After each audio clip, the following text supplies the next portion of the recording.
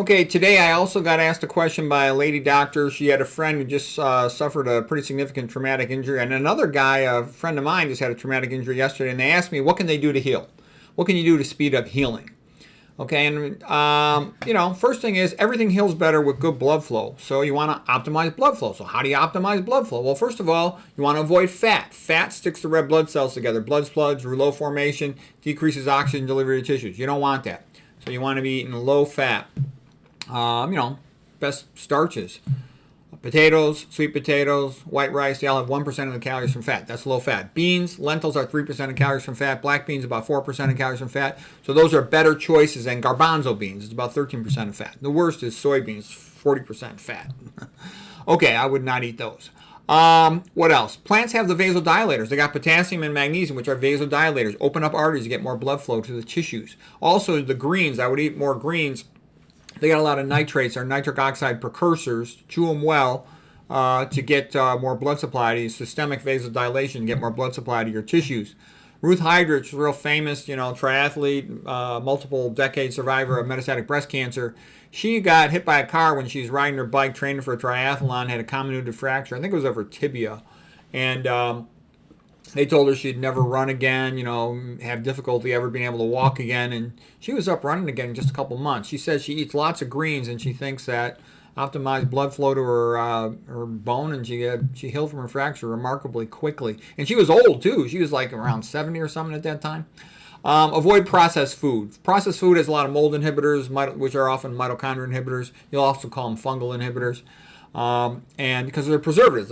The processed food company doesn't want their food returned to them with mold grown in it. So they put all these preservatives in there, and they're also toxic to humans, okay? Processed food has lots of sodium in it. Sodium is a vasoconstrictor, clamps down your arteries, less blood supply to the tissue. A lot of estrogenic chemicals in processed food, a lot of estrogenic chemicals in the meats. I would avoid, there's estrogenic chemicals in soy. Estrogen kind of confuses the immune system, okay? Women get 80% of autoimmune diseases, so I wouldn't want to do anything to sort of mess around with that estrogenic component of my immune system. I would try to minimize my exposure to that. I always do anyways. No alcohol, tobacco, no MJ. People who use MJ are stupid. They think they're clever, they're stupid, or MJ oil. You're a bunch of idiots. It's neurotoxic, okay? So don't even waste my time. Whenever I hear somebody trying to praise MJ, I know I'm talking to a loser. I try to get away from there as fast as I can. I offer them a few things to read, and I try to get away from it. Okay, sun. Good to get sunshine. Vitamin D improves immune system function. And then you have a bunch of subcutaneous precursors of nitric oxide, and they get released. That's why you feel good when you walk out in the sun. It's a systemic means total body, vasodilator effect. It's pleasant. You get more blood supply to the wound. Usually I prefer to eat a pretty low protein diet. About 10% of my calories or less from protein. But when you have a big wound, it depends on the size of the wound, but if you have a bigger size wound, then you'll need a little more protein to help heal that wound. You're going to have to rebuild a lot of that tissue. If you're able to walking is usually good to get the lymphatic flow moving in your body, get your body moving. Stasis usually is not good for the human body. Sometimes you need a little bit after a big injury, but in general, it's usually good to walk if you can.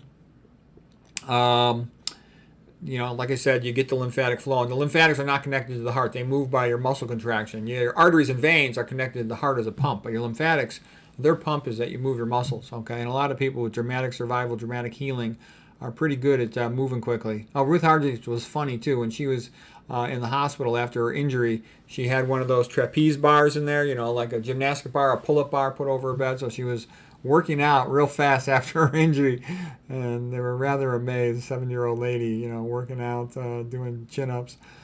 Okay, let's see what else. If when you walk, it's nice to walk somewhere pleasant. If you have that option, walking in a pleasant spot. Nature is pleasing to us. If you're a billionaire, billionaires always make a big house on a hill, looking over a lake by some woods. All right. Nature is real pleasant. I used to love going bird watching when I was in California. I was out at Stanford. It was a real pleasant thing. I used to go to the Palo Alto Baylands, the marshlands, and then we used to also go into Jasper Ridge, the woods and stuff. I was some friends that were into bird watching and stuff, and I loved it. It was a really enjoyable thing to do. So if you got an area where that's available, that can be pleasant. You can go to the zoo. You know, and you can even bring binoculars to the zoo. Some places got aviaries with all these birds up there. So that's, it depends. It depends on your situation, but that was something I enjoyed. Staying warm. When you're warm, your immune system functions better. It just does. Your immune systems move around faster. They make all their contacts faster because they have to read each other by braille. So that is helpful. Position the area optimally. Make sure there's no counterproductive tension on the wound. Some things benefit from elevation to facilitate lymphatic drainage, keeping them above the heart. They're going to drain everything relative to the heart. The blood flow, the lymphatics drain back into the venous system. They dump in by the junction of the jugular vein and the subclavian vein. So right there at the bottom of your neck, about where your clavicles are, is where the lymphatics re-enter the venous system. So having things elevated a little bit facilitates that drainage. Avoid unnecessary stress, physical stress, psychological stress. When I say, I mostly mean psychological stress. It shuts off the immune system. You got limited resources in your body, and when you're trying to run from a saber-toothed tiger, or you just want to survive the next 30 minutes, you can't be wasting resources on things like the immune system or growth. They don't really matter at that time. So you don't want to be psychologically stressed out and keep that cortisol, which is the main stress hormone, ramped up for a prolonged amount of time, keeping your immune system shut off, because it also shuts off your healing capacity. It remarkably decreases it. So avoid anything that stresses you out. People who are negative topics on TV or on the internet, just avoid all that stuff. Avoid caffeine because it elevates the same hormones, cortisol and catecholamines, of the acute stress response, and it can cause insomnia. You heal well during sleep, so you want to sleep, and a lack of sleep is also perceived as psychological stress. Elevates the same hormones, cortisol and catecholamines. Best thing usually for getting sleep is go to bed earlier, keep your room dark, have the temperature good, don't drink a bunch of liquid right before you go to bed so you ain't got to wake and void too much. I made a whole separate video about how to sleep well. Seek positive people. They put you in a good mood. They're reassuring, they're pleasant, they lower your stress level. Positive music. I love Christian music. It's great. Music with a melody. Positive conversations. People who are enjoyable to talk to and sort of upbeat. Religion helps a lot of people handle stress and other problems in life. Religious people are just a lot healthier. The modern world tries to deny religion, but remember what the goal is of big money in the modern world. It's not positive, okay? Religion's a positive, good thing. It's a reminder of all kinds of good things. Do something positive, whatever. When you help other people, you feel better yourself. You get release of reward neurotransmitters in your brain. You feel happy. It's just a win-win.